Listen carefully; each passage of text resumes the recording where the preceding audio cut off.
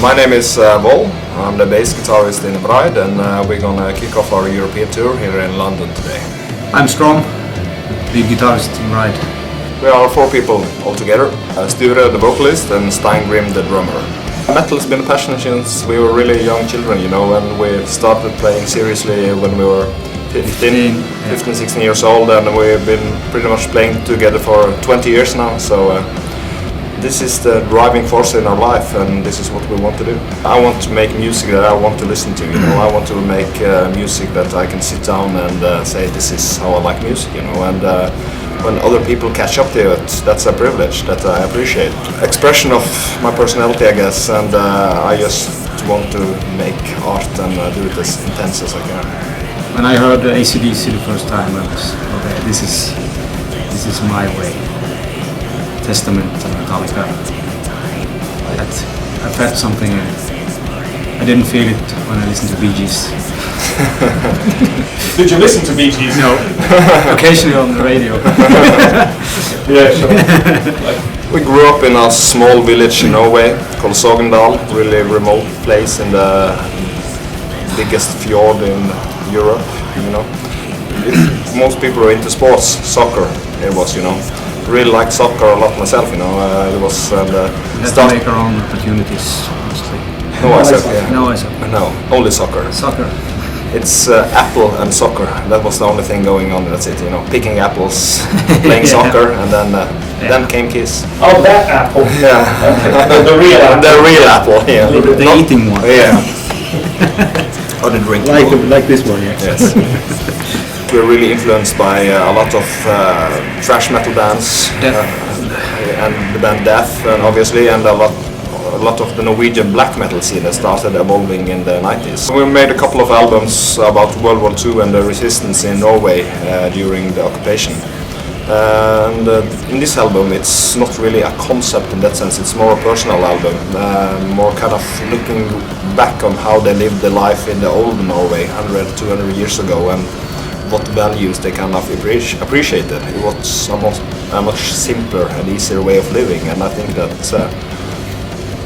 in many ways that made people a lot more happy and more focused on what they had to do and what they wanted to do. When I was a little kid, my dad, he grew up during the war. Then he was a little kid himself, so he told me a lot of stories about the daily life or how it was growing up in Norway during the occupation, and that was kind of what really triggered me. Not the actions of more military actions and stuff like that, but more the daily life, how it is to have your freedom taken away.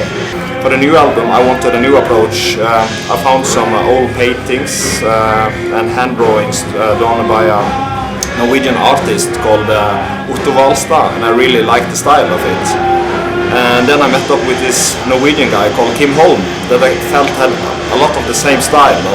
Hvàll lived 100 years ago, but I felt that he had some of the same skills with his pen, And so I told him a lot how I wanted the artwork to come out, and he sat down and made some sketches that blew me away completely. I think that he captured the essence of our music and lyrics in a way that's way beyond of how I could describe it. So I felt that he actually added a third dimension to our product.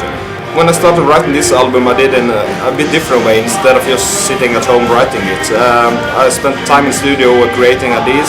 Then I had my daily walks or hiking trips out in the countryside, and I brought the music with me on headset. I brought a photo camera, and I wrote my lyric sheets, and I kind of sat outside and worked a lot with ideas, and then took them back in the studio, and then went out again, and I used a lot of photos to kind of remember the state of mind or the surroundings I was when I got that certain idea. I used these pictures actually for the artwork. I sent them to the designer, and he made for each of the lyrics he made a painting based on these photos, and he hand painted the lyrics on these his drawings again. So in this way I felt that the artwork has become a very strong part of the album.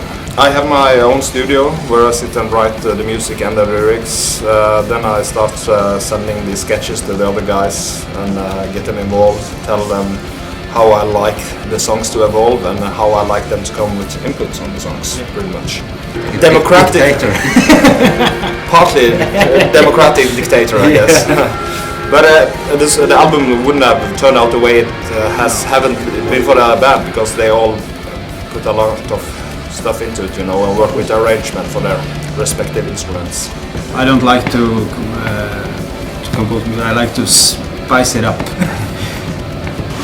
My favorite thing is when I have the arrangement all sorted out, and then I can just do my stuff and make something like this.